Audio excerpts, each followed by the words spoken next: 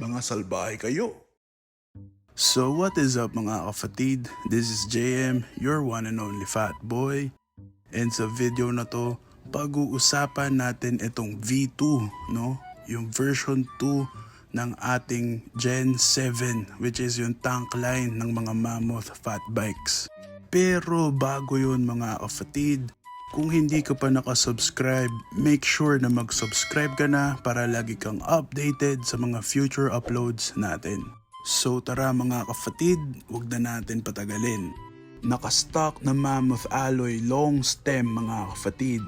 Naka-negative yung setting niya pero pwede nyo naman siyang baliktarin kung gusto nyo ng naka-positive. 31.8 by 114mm yung sukat niya mga kafatid. Iisa at parehas lang ang stock na stem ng Brutus and Imperium Gen 7 V2 mga kafatid.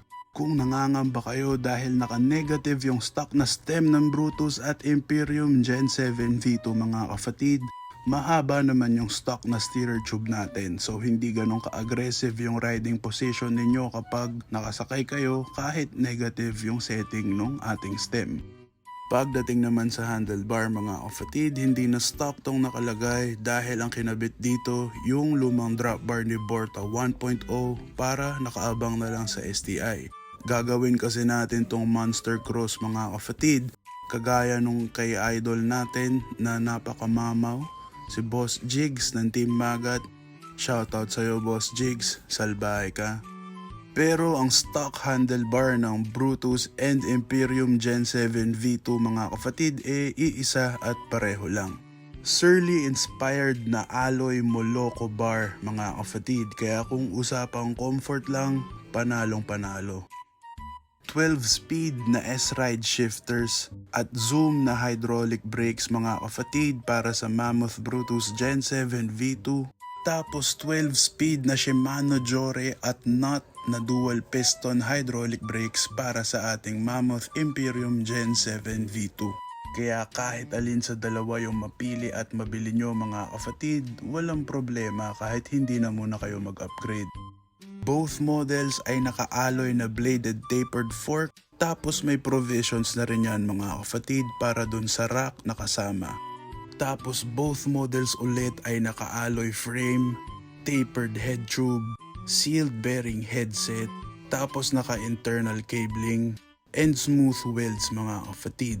Tapos both models ulit ay kasama sa finish ng paint job at hindi sticker o decals yung nasa frame mga kafatid, kaya wala kayong pangamba na makutkot, matuklap o maalis. Both models parehong naka 31.6 by 400mm na Mammoth alloy seat post at Mammoth comfort saddle na napakasarap sa puwet mga kafatid. Both models parehong naka Watabike exclusive na Sabertooth Hollowtech crankset tsaka 1x32 teeth chainring 104 BCD. Tapos since tank series nga to mga kafatid, kagaya ng Gen 7 V1, ang sukat ng bottom bracket natin is 130mm for both models. Tapos S-Ride na RD para kumpletuhin ang ating S-Ride drivetrain para sa Mammoth Brutus Gen 7 V2.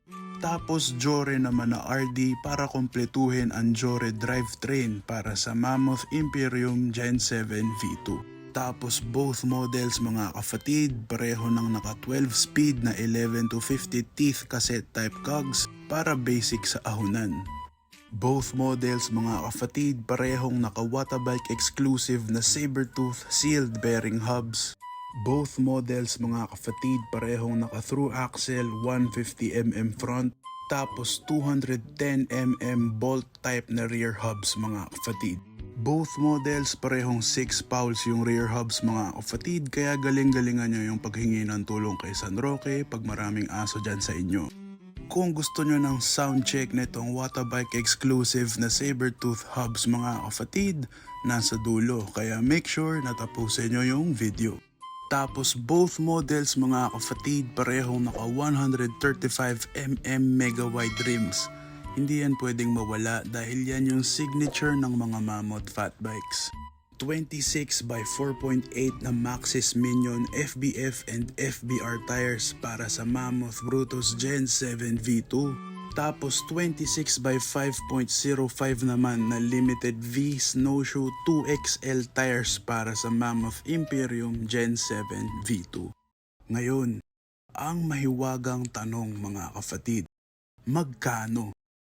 60,000 pesos para sa Brutus, tapos 75,000 pesos naman mga kapatid para sa Imperium. Saan mabibili? Sa Watabike Shop mga kapatid.